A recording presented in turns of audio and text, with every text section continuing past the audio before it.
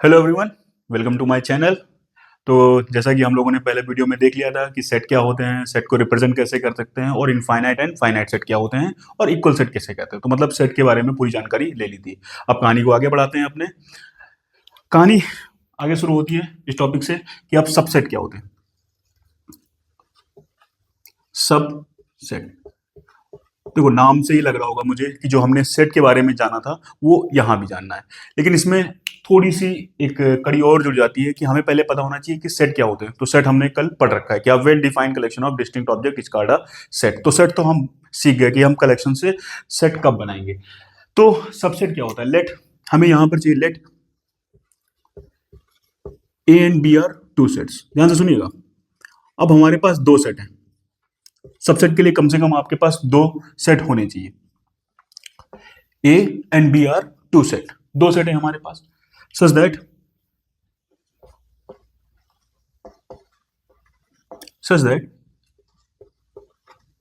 every element of A is also an element of B।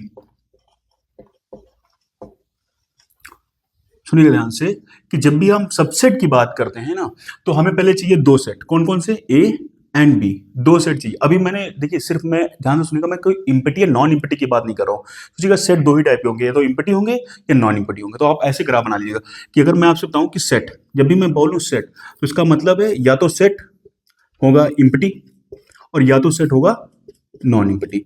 अब अगर set non empty है तो फिर आप दो पार्ट में इसको डिवाइड करिए, या तो वो होगा फाइनाइट या तो वो होगा इनफाइनाइट।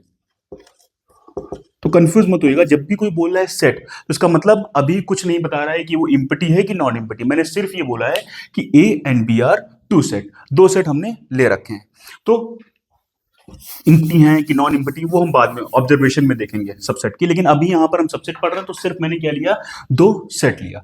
आगे क्या बोला मैंने ये बोला कि जो हर एक एलिमेंट है ए का, मतलब ए में जितने भी ऑब्जेक्ट एलिमेंट या मेंबर हैं वो बी में भी मौजूद है। बस इतनी सी बात बोली मैंने कि ए में जितने भी एलिमेंट हैं वो बी में भी हैं। फॉर एग्जाम्पल के तौर पे मैं आपको बताता हूं, जैसे आपके पास ए सेट ऐसे लिया आपने 1 2 3 4, और बी सेट मान लीजिए आपने ले लिया 4 8 3 2 6 एंड 1।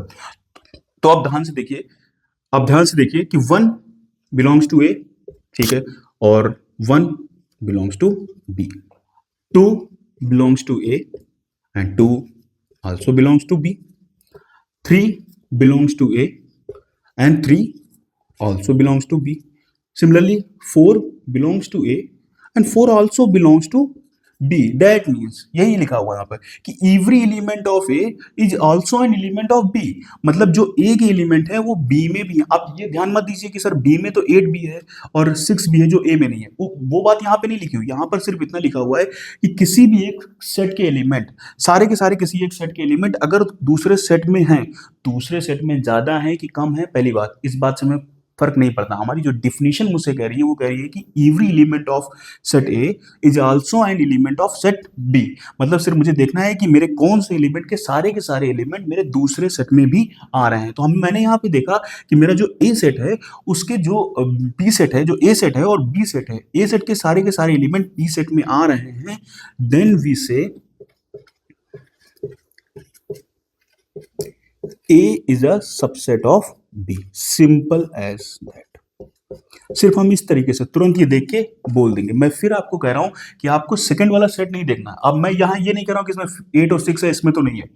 वो इक्वल सेट में था, कंफ्यूज मत होइएगा, वो इक्वल सेट की बात कर रहा है। यहां मैं सबसेट की बात कर रहा हूं। दो सेट यहां पे ले रहा हूं, लेकिन साथ में ये बोल रहा हूं कि जो भी एक मैं एलिमेंट जो भी मैं एक सेट लूं, उस सेट के सारे एलिमेंट अगर दूसरे सेट में हैं, अब दूसरे सेट में और एलिमेंट हैं कि नहीं है मुझे फर्क नहीं पड़ता, और दूसरे एलिमेंट हैं कि नहीं है मुझे फर्क नहीं पड़ता। मुझे सिर्फ इतना फर्क पड़ता है किसी भी एक सेट के एलिमेंट अगर दूसरे सेट में हैं, then I will say A is a subset of B. अब इसको मैथमेटिकल भाषा में कैसे डिनोट करते हैं? सिंपल सी बात, इसको हम लोग ऐसे डिनोट कर देंगे, ए इस subset, this is your symbol. मैं थोड़ा सा साइज बनाने की कोशिश करता हूं यहां पर, इस टाइप में, ये आप ये कह सकते हैं इस टाइप का ए इज सबसेट ऑफ बी, मतलब जो इधर होता है इसके सारे के सारे एलिमेंट इस सेट में हैं, वो वाला सेट इधर होता है, और ये वाला सेट जिसके सारे के सारे एलिमेंट जो हैं मौजूद हैं इस सेट में, वो इधर होता है। So this is known as A is a subset of B, मतलब ए जो है वो बी का सबसेट है। तो यहां पर बी जो बोला जाता है, तो यहां पर जो बी बोला जाता है, B is said to be super set of A. अभी देखिएगा, मैं सिंपल भाषा में आपको बता दूंगा, समझ में आ जाएगा आप लोगों को। हम लोगों ने ये पढ़ रखा ना कि 2 इज लेस देन 3 और 3 इज ग्रेटर देन 2, है ना। तो इसी तरीके से यहां भी चलता है कि अगर A is a subset of B, then B is said to be super set of A। तो अगर A B का सबसेट है तो B A के लिए क्या होगा, सुपर सेट होगा। करेक्ट, यहां तक बात समझ में आई, सबसेट की पूरी बात यहां तक समझ में आ गई। I hope. आगे बढ़ते हैं, कहानी को आगे लेके चलते हैं। तो यहाँ पर मैंने ये बताया कि A is a subset of B and B is said to be super set of A. तो इसको जो, अगर इसका भी मैं आपको बता दूं कि इसको क्या करते हैं, इसको सिंपल से ऐसे लिख देते हैं कि B is super set of A. अगर मेरा, ध्यान से देखिएगा, अगर ये इधर की ओर है तो इसका मतलब A is subset of B, और मैंने अगर इधर की ओर ले रखा है तो इसका मतलब होता है कि B is super set of A. I hope so आप लोगों को समझ में आया होगा। तो कहानी को आगे लेके चलते हैं। तो सबसेट क्लियर हो गया। सबसेट के लिए डिफिनेशन उसकी बहुत जानना जरूरी है। अगर आप डिफिनेशन पे फोकस करेंगे तभी आप समझ पाएंगे कि जो मैं आगे बताने वाला हूं वो क्लियर समझ में आएगा आपको।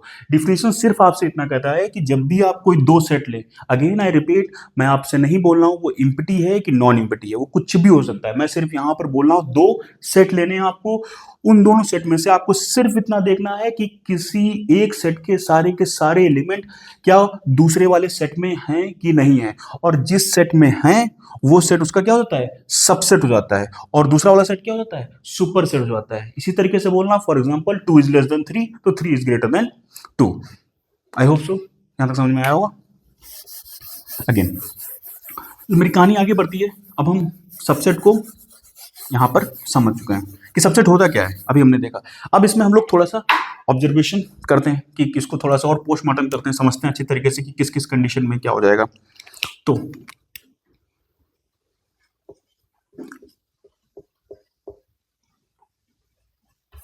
ऑब्जर्वेशन, तो देखिए अभी तक तो मैंने यहां पर कुछ भी नहीं बात कहा कि सेट मेरा एम्प्टी है कि नहीं है, लेकिन मान लीजिए if let A is equal to empty, मतलब ए सेट कैसा सेट है, एम्प्टी सेट है, and B does not is equal to empty, मतलब बी मेरा एम्प्टी सेट नहीं है, तब बताइएगा मुझे। अब डिफिनेशन क्या कह रही है, डिफिनेशन कह रही है कि every element of A is also an element of B, मतलब ए के अंदर आने वाला जो भी एलिमेंट हो वो बी का भी हिस्सा होना चाहिए। ए के पास कौन सा एलिमेंट है, फॉर एग्जाम्पल मैं ए को ऐसे लिखता हूं, और let B is equal to मैं मान लेता हूं एक्स वाई जेड, ये लेता हूं। तो आप बताइए मुझे ए के पास कोई ऐसा एलिमेंट है जो बी में नहीं है, कोई, आप कहेंगे कोई भी नहीं है सर। ध्यान से देखिए, वो सिर्फ इतना मांग रहा है क्या ए के पास ऐसा एलिमेंट है जो कि बी में ना हो, है ऐसा कोई एलिमेंट ए के पास, नहीं, तो that means A is a subset of B. और आपको पता, अब यहां से ध्यान से देखिए, इसमें चाहे अगर एक एलिमेंट भी होता तब भी यही कहानी होती। सो दैट मींस यहां से जो हमारे पास एक नोट निकल के आता है, वो नोट कर लीजिएगा आप लोग कि empty set is the subset of every set.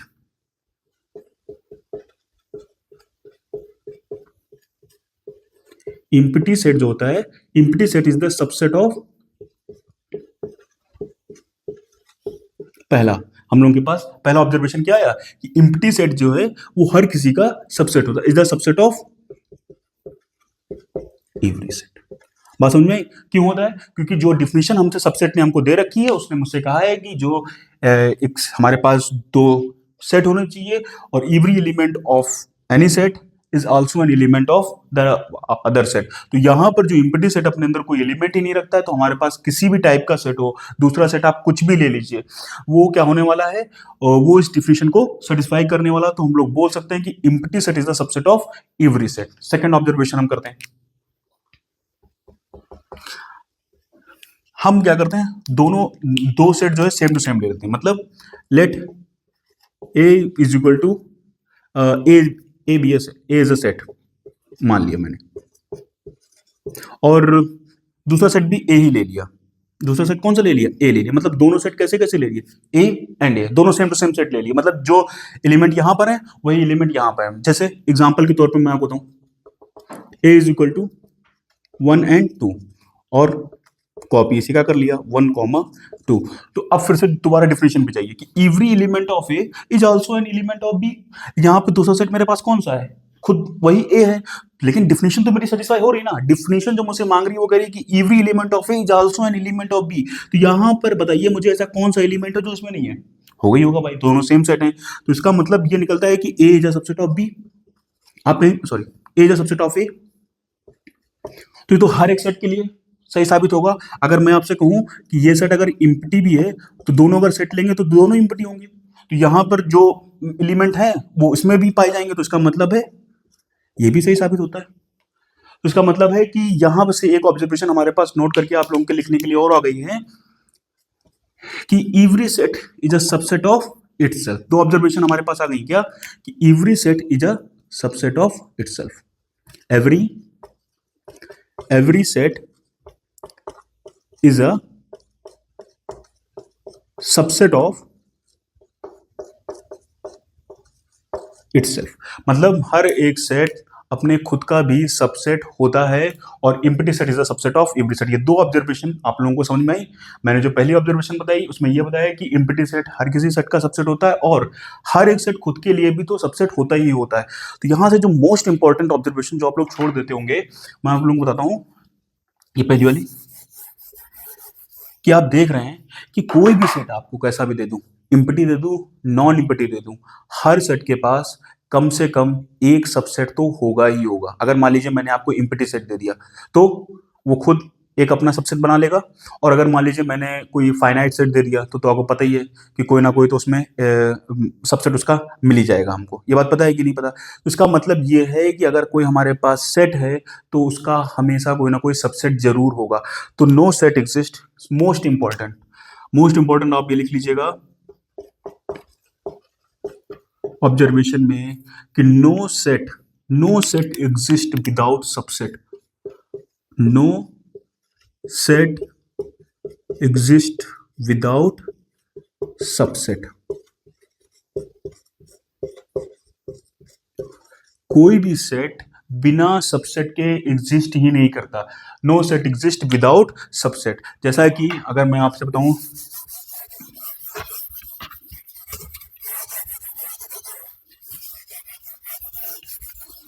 तो मैंने आपसे बताया कि आप क्या कर सकते हैं। आपके पास अगर मान लीजिए मैंने आपसे कहा सेट ले लीजिए, ओके, तो आपने कहा ठीक है सर। तो आपके पास दो ऑप्शन रहेंगे। सबसे पहले या तो आप करेंगे इम्पटी सेट ले लेंगे, या तो कहेंगे नहीं इम्पटी नहीं, कुछ भी। तो इम्पटी नहीं लिया आपने। अगर आपने इम्पटी लिया तो बताइए, इम्पटी सेट लिया तो इसके पास क्या है? एक खुद का इटसेल्फ। आपको एक सबसेट दे देगा कि नहीं दे देगा?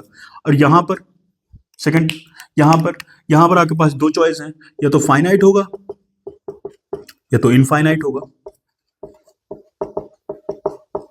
और यहां पर तो फिक्स हो गया क्या कि फाइनाइट में एक इम्पटी और इटसेल्फ, तो दो तो फिक्स हो गए। यहां पे एक फिक्स हो गया इम्पटी या इट्स और इटसेल्फ।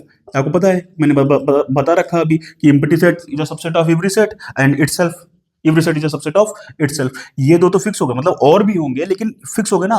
तो जो लाइन यहां पर मैंने लिख रखी है कि no set exist without subset, वो मैंने आपको जस्टिफाई कर दी कि कोई भी सेट बिना सबसेट के एग्जिस्ट ही नहीं करेगा। इसीलिए आप लोग जब आगे जाके टॉपिक पढ़ेंगे पावर सेट, तो उसमें आपको दिखेगा कि पावर सेट एक ऐसा सेट होता है जो कभी भी एम्प्टी नहीं होता।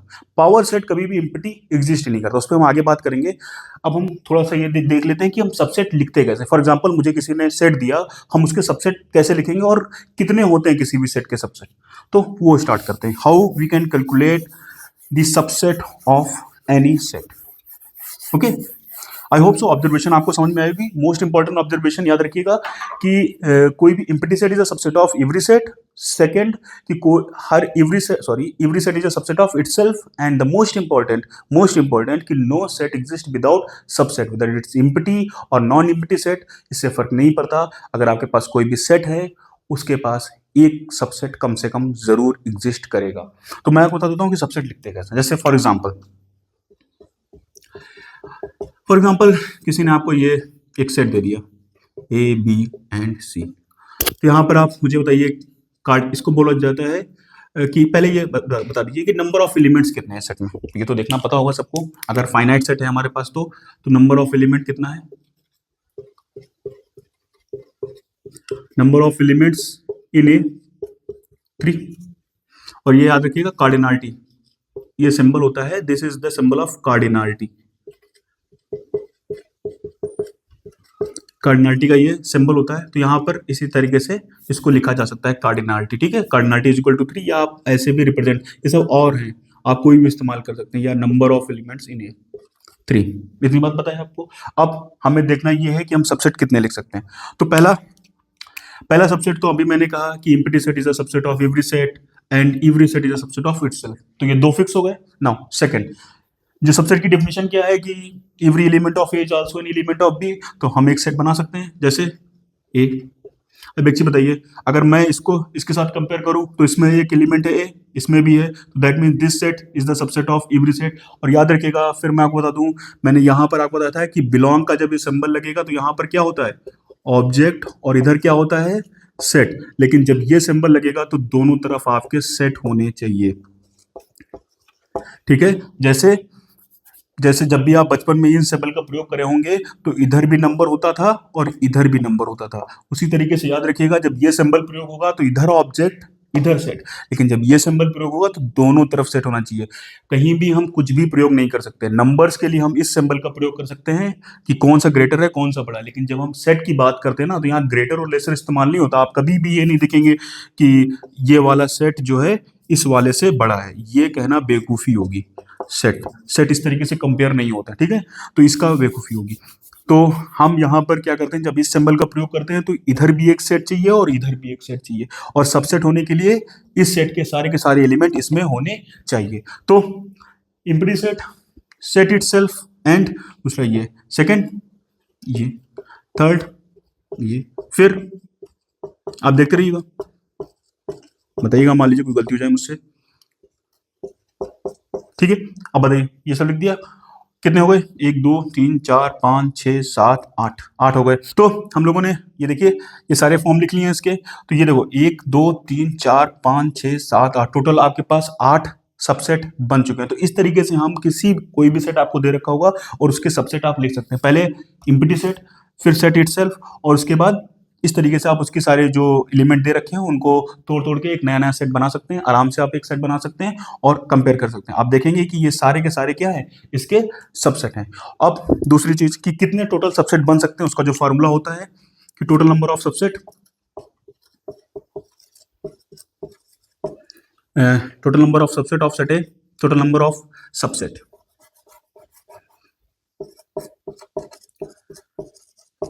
is equal to 2 की power n, where n is number of elements in set A। ध्यान से इस चीज को, टॉपिक को सुनिएगा कि 2 की पावर n, लेकिन हम सिर्फ उन्हीं के बारे में बता सकते हैं कि कितने सबसेट बन सकते हैं जो सेट क्या हो, फाइनाइट हो। जैसे मैं आपको यहां पर, एक मिनट, मैं अगर यहां पर आपको ये सेट देता, ये वाला n नेचुरल नंबर वाला सेट मैं अगर आपको दे देता, इसमें होता 1 2 3 डॉट डॉट डॉट, तब आप बताइए, अगर आप इसकी नंबर ऑफ एलिमेंट्स आप n में निकालने जाते, आप अगर नंबर ऑफ एलिमेंट्स जो है n में निकालने जाते हो तो वही नहीं बता पाते मुझे कितने होंगे, तो आप ये कैसे बताएंगे कि उसका सबसेट कितना बनेगा, करेक्ट। तो इसका मतलब है जो ये फॉर्मूला यूज होता है, इस बात का ध्यान रखिएगा, वो हमेशा फाइनाइट सेट के लिए यूज होता है कि total number of subset for finite set.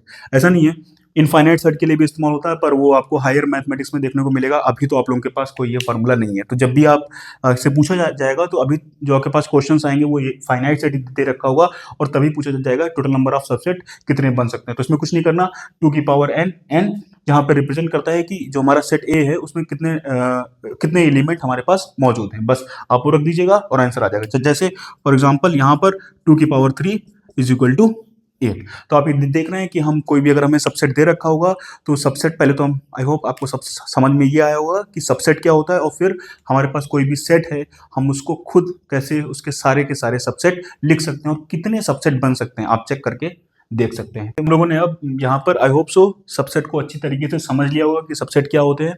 आगे की कहानी शुरू करते हैं। उससे पहले थोड़ा सा आपको बता दूं रियल नंबर के बारे में, ताकि जिस टॉपिक पे हम बढ़ने वाले हैं आसानी से बढ़ सके।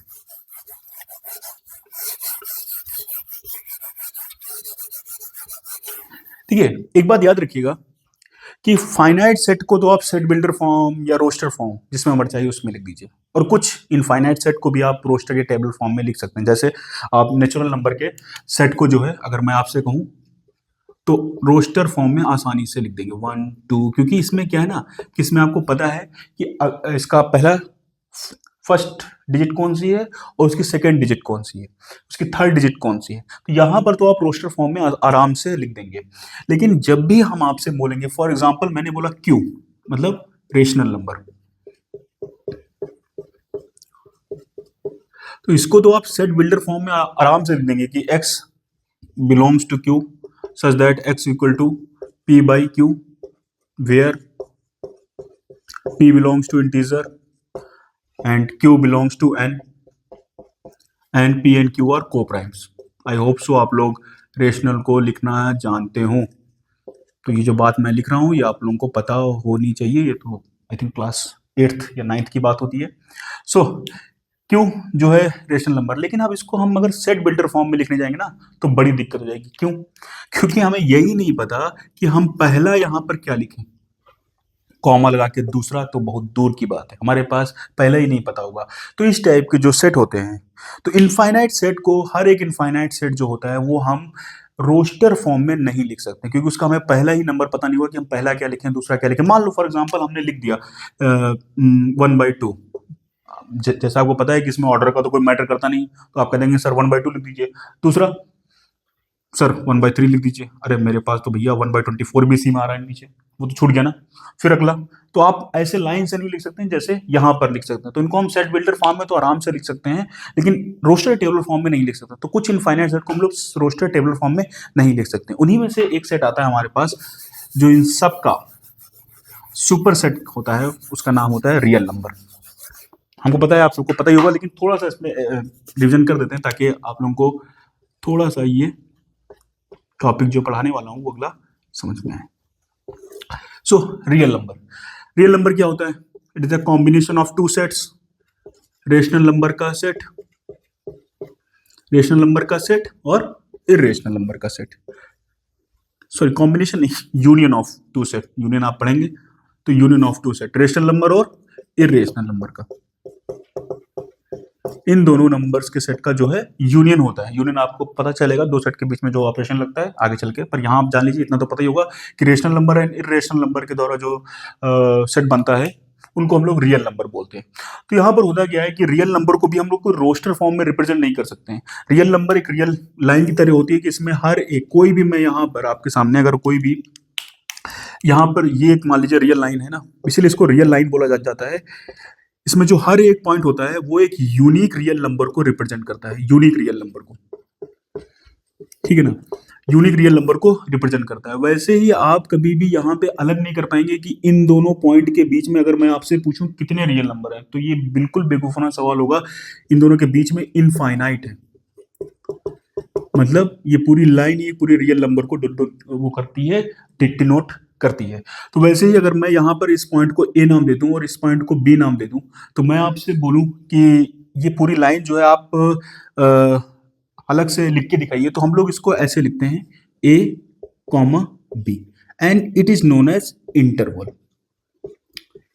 इसको बोला जाता है इंटरवल, बोला जाता है जिसमें ए छोटा होगा। आपको पता होगा कोई भी नंबर के अगर हम लोग राइट हैंड पे जाते हैं तो नंबर बड़ा होना शुरू हो जाता है, और उसी नंबर से अगर हम लेफ्ट हैंड साइड पे जाना शुरू करते हैं तो नंबर छोटा होना शुरू हो जाता है। तो हम लोग देखिए बी जो है उसके राइट हैंड साइड पे आया तो उसका मतलब A is less than B. तो हमने यहाँ पर इस पूरी लाइन को इतनी सी टॉपिक में यहाँ पर कवर कर दिया, और इसको हम लोग बोलते हैं इंटरवल।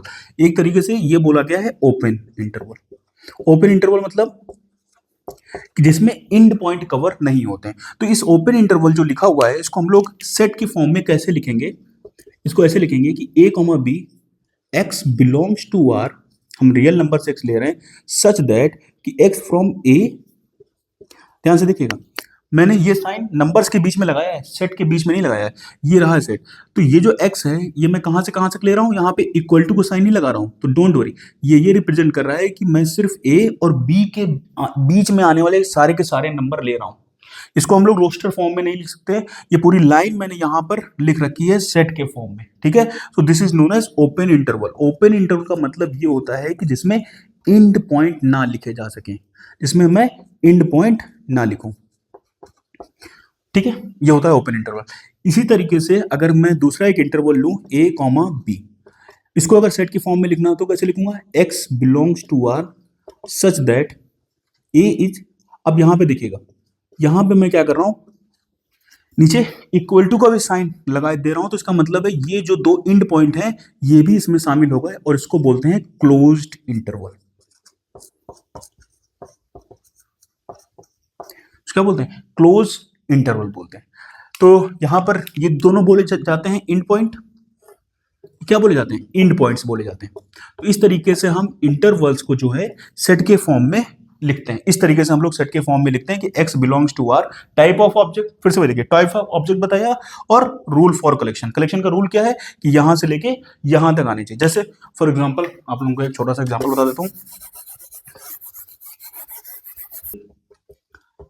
आपको लिखा है कि x सेट लिया और x जो है वो रियल नंबर है, सच दैट हमसे कहा है कि 1 से लेके 2 तक सारे के सारे रियल नंबर आपको लेने हैं। तो आपको पता है कि हम ये एक इनफाइनाइट सेट है और इसको रोस्टर फॉर्म में तो लिख नहीं सकते हैं। मैं ये नहीं बोल सकता हूँ कि भाई देखो 1.1 से शुरू करना है, करेक्ट ना, तो छोटा मुझे चला जाएगा कि 1.01 1.01, ये भी तो उसमें शामिल हो जाएगा। तो हम यहाँ इसको रोस्टर फॉर्म में तो नहीं लिख सकते।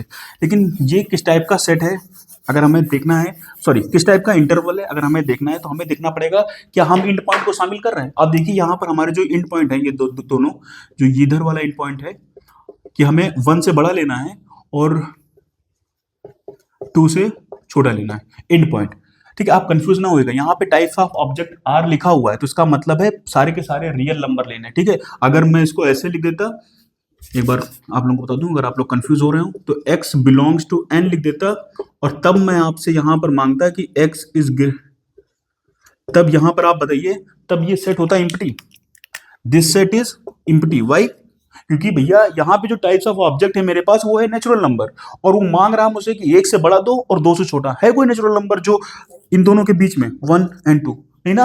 लेकिन यहाँ पे टाइप्स ऑफ ऑब्जेक्ट क्या है, यहाँ पे टाइप ऑफ ऑब्जेक्ट है रियल नंबर, और वो मांग रहा है कि भैया 1 और 2 के बीच में, मतलब ये इस पूरी लाइन की बात कर रहा, तो इसमें तो इनफाइनाइट रियल नंबर्स हैं, तो इसीलिए यहाँ पर बात करें। तो आप ये कंफ्यूज मत होइएगा कि ये दोनों सर सेम लग रहे हैं, नहीं नहीं, यहाँ पे जो टाइप्स ऑफ ऑब्जेक्ट है वो नेचुरल नंबर है, यहाँ पे types of object real number है।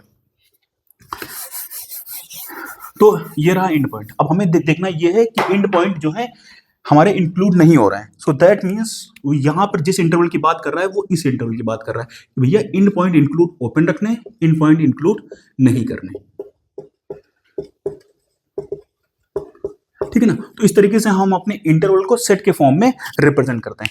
वैसे ही एक आता है कि मान लीजिए आपको 1 रखना है और 2 को ओपन कर देना है, तो इसको बोलते हैं semi open, semi open semi close interval. Semi open semi close interval मतलब आधा ओपन है आधा क्लोज इंटरवल है।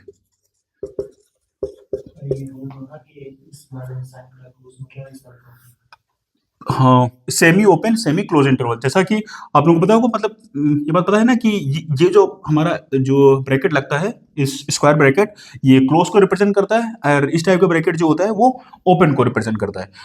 वैसे ही अगर मान लीजिए 1,2 तो इसका मतलब है सेमी, सॉरी ये रहा सेमी, क्योंकि हम यहां से स्टार्ट करते ना, तो ये रहा सेमी क्लोज्ड, और इधर एंड क्या है, सेमी ओपन, तो सेमी ओपन इंटरवल। इसलिए यहां पे आप देखेंगे जो मेरा स्टार्टिंग हो रही है वो semi open semi close interval.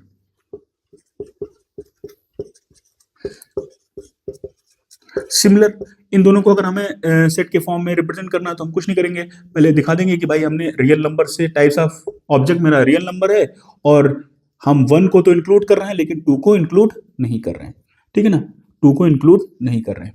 वैसे ही अगर मुझे ये वाला रिप्रेजेंट करना है तो हम कह देंगे हमारा टाइप ऑफ ऑब्जेक्ट है रियल नंबर और हम क्या कर रहे हैं 1 को तो इंक्लूड नहीं कर रहे हैं लेकिन 2 को इंक्लूड कर रहे हैं। सो इन दैट वे हम लोग जो है अपने इंटरवल को सेट के फॉर्म में रिप्रेजेंट करते हैं। अब ये फिर हम इसी को सबसेट में इस्तेमाल करते हैं कि ओके, सो ये रहा पूरा इंटरवल के बारे में कि जो ओपन इंटरवल होते हैं उनको सेट के फॉर्म में कैसे लिखते हैं, क्लोज इंटरवल को सेट के फॉर्म में कैसे लिख सकते हैं, एंड पॉइंट कब इंक्लूड होंगे कब नहीं इंक्लूड होंगे, ये थोड़ा सा आप लोगों को पता होना चाहिए।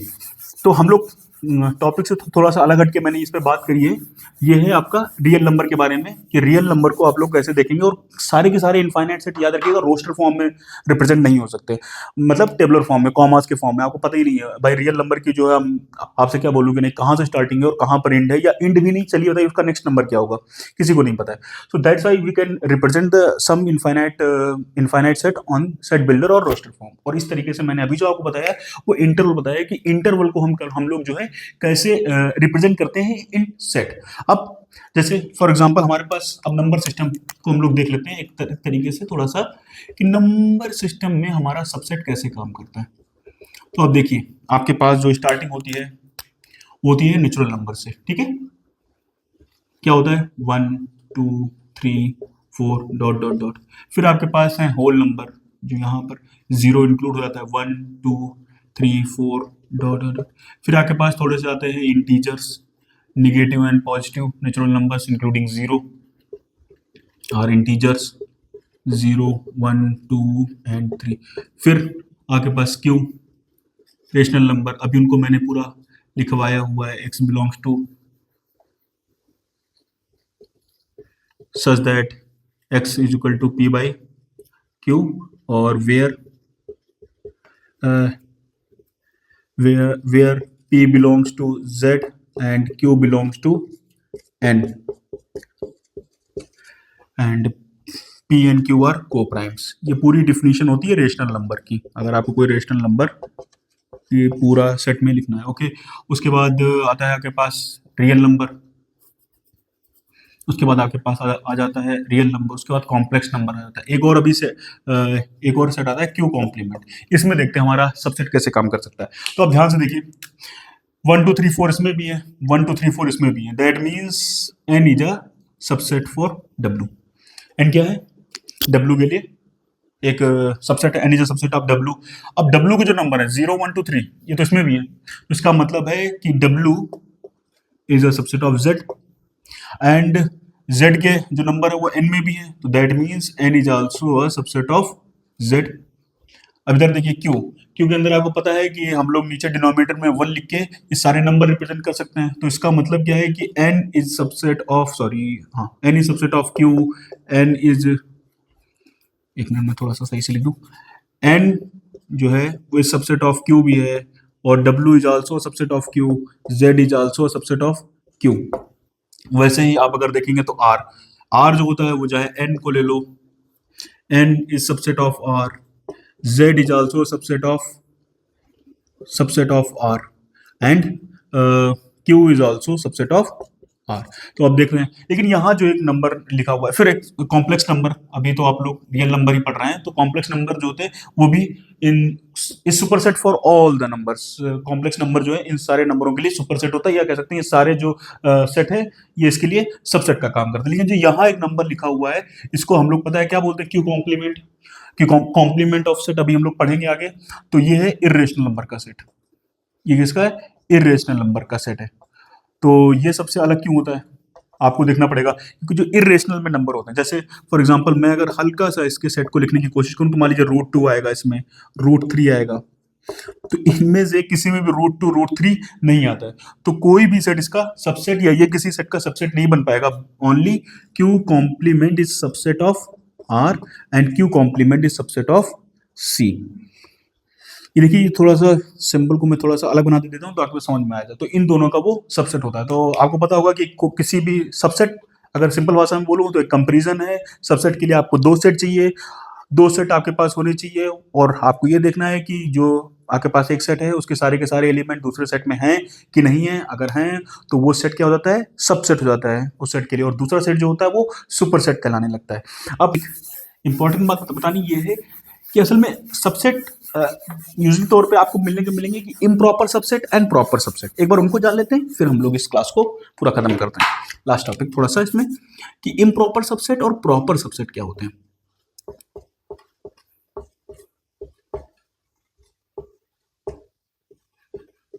जो अभी मैंने आपसे शुरुआत में बोला था कि आपको दूसरा सेट नहीं देखना है कि उसमें कितने एलिमेंट हैं कि नहीं है, बस आपको ये देखना है कि जो मेरा पहला वाला सेट है उसके सारे के सारे एलिमेंट दूसरे सेट में हैं कि नहीं है। अब यहाँ पे थोड़ा समझिएगा, proper subset and improper subset. देखिए सिंपल से अगर बात करें ना, तो जब कोई भी कंडीशन जो हमारी डिफिनेशन है सबसेट की, वो कहता है कि एवरी एलिमेंट ऑफ सेट 1 या set A is also an element of set B, then it is called a subset. तो इम्प्रॉपर सबसेट ने क्या किया, उन्होंने कहा कि देखो यार ये वाली डिफिनेशन की मैं ए दो सेट ऐसे ले लूं जो बिल्कुल एकदम इटसेल्फ मतलब उनकी कॉपी ले लूं, तो सिंपल सी बात है वो तो डेफिनेशन को कैरी करी जाएंगे, आराम से कर जाएंगे। तो ए is a subset of A. तो यहां पर कि जब भी कोई सेट अपने खुद का सबसेट होता है, जब भी हम कोई सेट जो है कोई भी सेट लें तो वो अपने इटसेल्फ जो है वो अपना सबसेट तो बना ही लेगा, बस ओनली उन्हीं सेट को हम लोग क्या बोलते हैं, इम्प्रॉपर सबसेट। क्या करें कि अपना एक सेट लें और वही सेट का कॉपी ले लें, तो जो अपने ही सेट के साथ जो सबसेट बनाता है हम लोग उसको इम्प्रॉपर सबसेट बोलते हैं। दैट मीन्स कि जैसे फॉर एग्जांपल मैंने ए लिया 1 2 एंड 3 और यही सेट दोबारा ले लिया, तो सिंपल सी बात है वो तो डिफिनीशन को मतलब करना ही करना, उनको जो डिफिनीशन दे रखी है उसके अकॉर्डिंग तो ये फुलफिल कर ही देंगे। तो इस टाइप के सबसेट को क्या बोलते हैं, इम्प्रॉपर सबसेट। समझ में आ रहा है, ठीक है ना। लेकिन जो प्रॉपर सबसेट के लिए मैं आपको लिख के दिखा देता हूं कि प्रॉपर सबसेट क्या होता है। लेट प्रॉपर सबसेट के लिए मैं आप लोगों को अब बता रहा हूं। प्रॉपर सबसेट मान लीजिए कोई आपसे पूछे कि प्रॉपर सबसेट होते क्या यूजली, तो इसकी एक डिफिनीशन या आप कह सकते हैं एक प्रॉपर्टी याद रखिएगा कि मान लीजिए दो सेट हैं, मैं यहां पर कुछ नहीं बता रहा हूं आपको कि इम्पटी है कि नॉन इम्पटी है, आप अपने आप से मत लिखिएगा। Let A and B are two set. हमेशा जब भी आप रिलेशन एंड फंक्शन को पढ़ें तो डिफिनीशन और शब्दों को ध्यान से सुने, कहां पर सेट बोला जा रहा है। आगे जब आप पढ़ेंगे कार्टेशियन प्रोडक्ट तो वहां पर बोला जाएगा let A and B are two non empty set. तो इसीलिए मैं बार बार आप लोगों को टोक रहा हूं कि ये बात यहाँ पे जरूर ध्यान से सुनिएगा। यहाँ पर मैं आप पे कोई कंडीशन नहीं लगा रहा हूँ, यहाँ पे मैं कह रहा हूँ कि let A and B are two set, तो दोनों सेट इम्पटी भी हो सकते हैं नॉन इम्पटी भी हो सकते हैं, अकॉर्डिंग टू द डिफिनीशन आप समझ जाएंगे। Let A and B are two set such that A subset of B. मान लीजिए आपने निकाल लिया कि ए सबसेट ऑफ बी है कि नहीं, sorry A subset of B आपको पता है, such that A subset of B, that means A subset of B. Okay, आपको ये बात पता है। अब आपको देखना ये है कि क्या ये प्रॉपर सबसेट है कि नहीं है। तो हम लोग क्या करेंगे इसमें, हम लोग कहेंगे मान लीजिए कोई एक ऐसा there exist X belongs to B, B में एक ऐसा एलिमेंट एग्जिस्ट कर रहा है, मान लीजिए एक्स कोई भी एग्जिस्ट कर रहा है, such that X doesn't belongs to A, मतलब A is subset of B. अब हमें कैसे पता चलेगा कि ये प्रॉपर सबसेट है कि नहीं है, तो वहां पर आपको देखना ये पड़ेगा कि जो बी में कोई ऐसा एलिमेंट है जो एग्जिस्ट कर रहा है, लेकिन सच दैट कि वो ए में एग्जिस्ट नहीं कर रहा है, ठीक है ना। ए इज सबसेट ऑफ बी मतलब ए के सारे एलिमेंट बी में हैं, लेकिन बी में एक ऐसा एलिमेंट मुझे मिल गया है जो ए में एग्जिस्ट नहीं कर रहा है, then we say A is a proper subset of B. A is a proper subset, इस टाइप के सबसेट को प्रॉपर सबसेट बोला जाता है, बस प्रॉपर सबसेट ऑफ बी। इस बात का जरूर ध्यान रखिएगा। तो किसी भी सेट में जो इम्प्रॉपर सबसेट होते हैं वो कितने होते हैं, एक। भाई मान लीजिए मैंने आपको ए सेट दिया तो उसमें कितने इम्प्रॉपर सबसेट होंगे, 1, दूसरा कोई आप बना ही नहीं पाएंगे। लेकिन प्रॉपर सबसेट, तो आपसे अगर मैं क्वेश्चन करूं यहां तक आपको समझ में आया कि प्रॉपर सबसेट कितने होते हैं? प्रॉपर सबसेट कौन से होते हैं कि जो मेरा, जो मान लीजिए A is a subset of B हो, लेकिन जो मेरा दूसरा सेट हो बी, जो सुपर सेट है, उसका कोई ना कोई एक देयर एग्जिस्ट का मतलब तो कम से कम अगर एक भी निकल आया, एक से ज्यादा भी निकला है तो भी ठीक, लेकिन अगर कोई एक ऐसा एलिमेंट एग्जिस्ट करा मेरे सेट में जो कि ए में एग्जिस्ट नहीं कर रहा होगा, then we say A is a proper subset of B. Example के तौर पर मैं आपको थोड़ा सा समझाने की कोशिश और कर देता हूं, अगर एग्जाम्पल से क्लियर हो जाएगा। जैसे फॉर एग्जाम्पल 1 2 एंड 3 लिया यहाँ पर, तो मैं आपसे पूछ रहा हूँ कि इसके पास इम्प्रॉपर सबसेट बताइए कितने होंगे। तो आप भी, मैंने आपको जो क्लास में बताया रखा है कि हम अपने सबसेट को लिखते कैसे हैं, तो आपको पता ही लिखते कैसे, एम्प्टी सेट आप लिख देंगे। फिर दूसरी चीज क्या कर देंगे, ए, ये लिख देंगे। फिर यहाँ पर आप देखेंगे 1 2 3 और 1, 2 इस तरीके आप लोग सबसेट 2 की पावर 3 मतलब 8 तक 8 सबसेट बना देंगे, वो मैं बता चुका हूँ। यहाँ मेरे बात बताने का मकसद ये है कि आपके पास सिर्फ यही तो सबसेट ऐसा मिलेगा जो कि इम्प्रॉपर सबसेट है। बताइए, हर सेट में ऐसा ही तो होगा, इम्प्रॉपर सबसेट सिर्फ यही तो है, ठीक है ना। और सारे सबसेट कैसे होंगे, और सारे सबसेट कैसे होंगे, इंक्लूडिंग दिस एम्प्टी सेट भी। इस सेट के लिए ये सेट कैसा है, प्रॉपर सबसेट है। क्यों? क्योंकि जो प्रॉपर सबसेट की डिफिनेशन क्या करें कि बी में, मतलब मेरा कुछ एक, जो मेरा सुपर सेट हो उसमें एक ऐसा एलिमेंट एग्जिस्ट करना चाहिए जो मेरा ए में एग्जिस्ट नहीं कर रहा है। तो अगर मैं आपको बताऊं कि अगर 5 is a subset of A, तो ए में मेरा 1 एग्जिस्ट कर रहा है, 1 belongs to B, but 1 doesn't belongs to empty set, इस सेट में एग्जिस्ट तो नहीं कर रहा ना। तो इसका मतलब क्या हुआ कि ये भी मेरे लिए प्रॉपर सबसेट हो गया फॉर दिस सेट। तो ये इम्प्रॉपर सेट हुआ और सारे बचे हुए कैसे सेट हो गए, प्रॉपर सबसेट हो गए। सारे बचे हुए कितने सेट हो गए, प्रॉपर सेट हो गए। तो मान लीजिए कभी पेपर में आपसे ये नहीं पूछा गया कि नंबर ऑफ सबसेट कितने बनेंगे, आपसे ये पूछा गया बताइए किसी भी सेट का नंबर ऑफ प्रॉपर सबसेट कितने होंगे, तो आपको कुछ नहीं करना, जैसा कि आपको दिख गया हो। फॉर एग्जाम्पल मैंने आपको कोई भी let A be a set, मैंने आपको सेट दे दिया let A be a set, then total number of proper subset कितने बनेंगे, total number of proper subset कितने बनेंगे, अरे भाई एक ही तो बनेगा, कितने, 2 की पावर n -1। सिर्फ अब एक हटा दीजिए, इम्प्रॉपर सबसेट, हर एक सेट में सिर्फ एक इम्प्रॉपर सबसेट होता है और वो खुद। अब आपके पास एक और एग्जांपल फिर आ जाएगा कि सर अगर मेरा सेट ही एम्प्टी सेट है, देन तो आपको पता है कि every set is a subset of itself, तो इसके पास कम से कम एक सबसेट तो होगा, और वो कौन होगा, खुद वो। और यहां पर इसका मतलब ये है कि एम्प्टी सेट में हमारे पास सिर्फ एक सबसेट होता है, और वो सबसेट कैसा होता है, ओनली इम्प्रॉपर सबसेट। मतलब एम्प्टी सेट का जो सबसेट होता है वो कैसा होता है, इम्प्रॉपर सबसेट होता है। ये मतलब एम्प्टी सेट के पास जो एक सबसेट होता है वो कैसा होता है, इम्प्रॉपर सबसेट होता है। तो अगर आपके पास क्वेश्चन आता है कि एम्प्टी सेट के पास एक प्रॉपर सबसेट बताइए, देर कोई भी नहीं है उसके पास, एम्प्टी सेट के पास कोई भी प्रॉपर सबसेट नहीं है। तो आई होप सो आप लोगों को ये टॉपिक समझ में आया कि हम कब किसी सबसेट को प्रॉपर कहेंगे, कब किसी सबसेट को इम्प्रॉपर कहेंगे, और सबसेट क्या होते हैं। Thank you so much for watching this video.